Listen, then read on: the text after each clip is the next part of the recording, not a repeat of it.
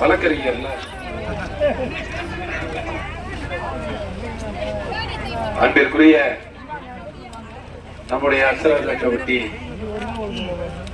பகுதி வாழ் பெரியோர்களே, விவசாய பெருங்குடி மக்களே, தாய்மார்களே, சகோதரிகளே, நண்பர்களே, உங்கள் அனைவருக்கும் வணக்கம். நடைபெற இருக்கக்கூடிய சட்டமன்ற தேர்தலில் திண்டுக்கல் சட்டப்பேரவை தொகுதியினுடைய திராவிட முன்னேற்ற கழகத்தினுடைய வேட்பாளராக, மதச்சார்பற்ற முற்போக்கு கூட்டணி கட்சிகளுடைய ஆதரவு பெற்ற வேட்பாளராக, மாண்புமிகு தமிழ்நாட்டினுடைய முதலமைச்சர், நமக்கு மக்களுக்காக உழைத்து வருகிற நம்முடைய அன்பு தலைவர் அண்ணன் மு.க. ஸ்டாலின் அவர்களுடைய ஆதரவு பெற்ற வேட்பாளராக,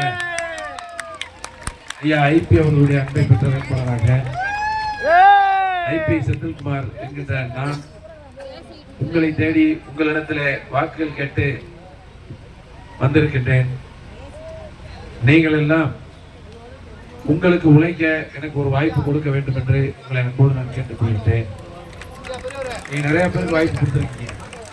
நான் முதல் முறையா வந்திருக்கேன். எனக்கு ஒரு வாய்ப்பு கொடுத்து பாருங்க.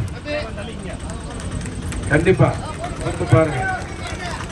அடிக்கடி உங்களோட இருந்து உங்க பிரச்சனைகளுக்குள்ள நின்று நீங்க கேட்கிற விஷயங்களை எது உடனே செஞ்சு கொடுக்க முடியுமோ அதை செஞ்சு கொடுக்கக்கூடிய ஒரு சட்டமன்ற உறுப்பினரா நான் நிச்சயமா இருப்பேங்கிறத மட்டும் நான் உறுதியா சொல்லிக்கிறேன். ரெண்டாவது, நம்ம மாண்புமிகு நம்ம முதலமைச்சர் உங்கள் வீட்டு பிள்ளை இன்னைக்கு கோலம் போட்டிருக்கீங்க. நான் இன்னைக்கு 22வது நாள் வேட்பாளரை அறிவிச்சு 22வது நாள் தொகுதியில் இருக்கேன். நீங்க எங்கேயுமே இந்த கோலத்தை பார்க்கல. அந்த கோலத்துல நம்ம அண்ணன் ஸ்டாலின் நம்ம தமிழ்நாட்டில் இருக்கக்கூடிய ஒவ்வொரு குடும்பத்துக்கு செய்யற திட்டங்களை மனதார நீங்க குறிப்பிட்டு போடுறீங்க. சும்மா பேப்பர் இருக்கு பாருங்க, இந்த நோட்டீஸ்ல தேர்தல் வாக்குறுதி அடிச்சு கொடுக்குறாங்கல்ல, அதிமுக, பிஜேபி மற்றவங்கெல்லாம் ஒரு வாக்குறுதி. அப்படி விஷயம் இல்லை.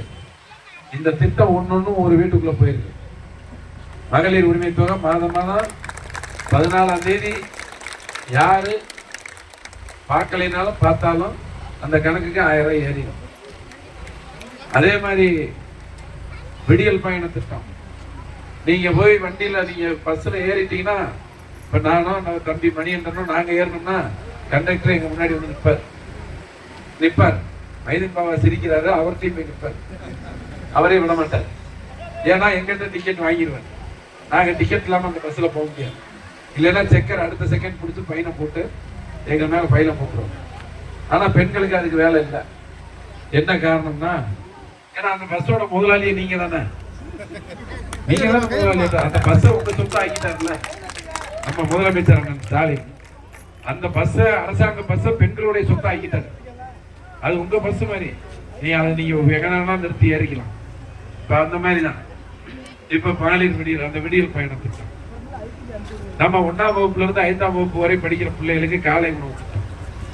கிட்டத்தட்ட 19 லட்சம் பிள்ளைய பிஞ்சு பிள்ளைய நான் நிற்கிது பாருங்க. நம்ம காலையில பல வீட்டுல சாப்பாடு செய்யணும். பழைய சோறு நம்ம எடுத்து புளிஞ்சு வச்சு, அது பாத்தீங்கன்னா நிறைய வீட்டுல பாத்தீங்கன்னா ராத்திரியே அந்த சோத்தை நல்ல புளி ஊற்றி வெங்காயம் போட்டு நல்ல பச்சை மிளகா கருவேப்பிலை போட்டு அப்படி 2 பருப்பு போட்டு தாளிச்சு நல்லா எடுத்து சூடா எடுத்து வச்சிருவாங்க. காலையில் ரொம்ப பிரமாதமாக அது சாப்பிடுவேன். ஏன்னா நானே பல நாள் சாப்பிட்டு போனேன் ஸ்கூலுக்கு. நான் வந்து கவர்மெண்ட் ஸ்கூல்ல தான் படித்தேன். நான் அமைச்சர் மகன் தான், இல்லைன்னு சொல்லல. எங்க தாத்தா வசதியானவர் தான், இல்லைன்னு தான் சொல்லுவேன். ஆனா நான் வந்து 6ஆம் வகுப்புல இருந்து 10ஆம் வகுப்பு வரைக்கும் அரசாங்க பள்ளியில தான் படித்தேன். கவர்மெண்ட் ஸ்கூல்ல தான் படித்தேன். ஆத்தூர்ல அரசாங்க பள்ளியில தான் படித்தேன். காலையில நாங்கள் அந்த சாப்பாடு தான் சாப்பிடுவோம். ஏன்னா என் சாப்பாட்டு பங்கு போட்டு சாப்பிட்றவங்க இங்கே ஒருத்தர் இருந்துக்கிட்டு எங்க அத்தை மகன் வந்திருக்கேன் அன்னைக்கு. அவனு தான் காரணம் காலையில சாப்பிடுவோம். இது இப்படித்தான் இருந்துச்சு. பல வீட்டுல பாத்தீங்கன்னா காலை உணவே இல்லை. இது நான் ஒரு சம்பவத்தை நான் சொல்றேன். இது நடந்த உண்மை. எப்படின்னா 2011 சட்டமன்ற தேர்தல் முடிஞ்சு 13ல வந்து நானும் நம்ம முதலமைச்சர் இருக்கார்ல, இங்க இருக்கிற படத்துல அவரும் நாங்க கிருஷ்ணகிரியில இருந்து சென்னைக்கு வரோம், காஞ்சிபுரம் வழியா. அப்ப திமுக வந்து இளைஞரணின்னு ஒரு அமைப்பு இருக்கு. இந்த தம்பி எல்லாம் இப்ப இளைஞர் இருக்காங்க நிறைய பேர். அதுல நான் மாநில துணை செயலாளர். அவர் தான் எனக்கு செயலாளர். யாரு? நம்ம முதலமைச்சர் தான் செயலாளர், நாங்கெல்லாம் துணை செயலாளர் 7 பேர். அப்ப நாங்க வந்து கிருஷ்ணகிரியில ஒரு நிகழ்ச்சி முடிச்சுட்டு சென்னைக்கு போய்கிட்டு இருக்கோம். ராணிப்பேட்டை கிட்ட ஒரு எண்ணெய் கடை ரோட்ல இருக்கு, பக்கத்துல ஒரு அம்மா பூ கடை, 2 ஒரே கடைன்னு எங்களுக்கு தெரியாது. அப்ப வந்து பாத்தீங்கன்னா முதலமைச்சர் ஒரு எண்ணெய் குடிக்கலாம். அப்ப முதலமைச்சர்லாம் அவர் இல்லை. இறங்கி எண்ணெய் கடைக்கு போய் எண்ணெய் வாங்க போனோடனே அவர் திடீர்னு இறங்கி வந்துட்டார். நாங்க அவருக்கு எண்ணெய் வாங்கிட்டு இருக்கோம். திடீர்னு அந்த அம்மா பதட்டப்பட்டு அருவாள் கீழே போட்டோம். என்னன்னா, ஐயோ அண்ணே ஸ்டாலின் அவரை பார்த்தோம். கடைக்கு வந்துட்டார். வந்து நின்று அந்த அம்மாட்ட பேசிட்டு இருந்தார். நீங்க எந்த ஊர்னா? இங்க கடை போட்டுருக்கீங்க, உங்களுக்கு எத்தனை பிள்ளைய, என்ன படிக்கிறாங்க எல்லாம் கேட்டார். அப்ப அந்த அம்மா சொல்லிச்சு, ஐயா எங்களுக்கு 12 கிலோமீட்டர் எங்க ஊரு, ஆனா இது தேசிய நெடுஞ்சாலை, இங்கே அவ்வளவுதான் வியாபாரம் நடக்கும். அதனால எங்க வீட்டுக்காரர் நான் காலையில 5 மணிக்கெல்லாம் திருச்சி 5 மணிக்கெல்லாம் வண்டியில வந்துருவோம். வந்து அவர் இளநீ கடை போட்டிருக்காரு, நான் பூக்கடையும் கொஞ்சம் அங்கே உட்காந்து சில வேலைகள் பார்ப்பேன். பார்த்துட்டு மதியம் 4-3 மணிக்கு கிளம்பி போயிடுவாங்க. அப்ப அந்த அம்மா சொல்லிச்சு, உனக்கு எத்தனை பிள்ளையப்பான்னு கேட்டேன். அது சொல்லிச்சு, எனக்கு 3 பிள்ளைய. 3 பிள்ளைகளுக்கு என்ன பண்ணேன் இல்லையா, முதல் நாள் பழைய சாப்பாடு இருக்கும், அதுகளை காலையில சாப்பிட வச்சு ஸ்கூலுக்கு அனுப்பிச்சு மதிய சோறு ஸ்கூல்ல கொடுத்துறாங்க. அதனால நாங்க காலை சாப்பாடு எங்களுக்கு தான். சில நேரத்துல இருக்காது, நான் 4 மணிக்கு போய் சூட ஆக்கி வச்சிருவேன், சாப்பிடுவேன் அப்படின்னு கேட்டார். அப்ப காலை சாப்பாடு பல நேரத்துல செய்ய முடியாது, எங்களுக்கு குழம்பு தான் முக்கியம், இங்க சம்பாதிச்சா தான் குடும்பத்தை நடத்த முடியும்னா இது நடந்த உண்மை, இது நடந்த உண்மை. அப்பதான் முதலமைச்சர் வண்டியில ஏறணும்.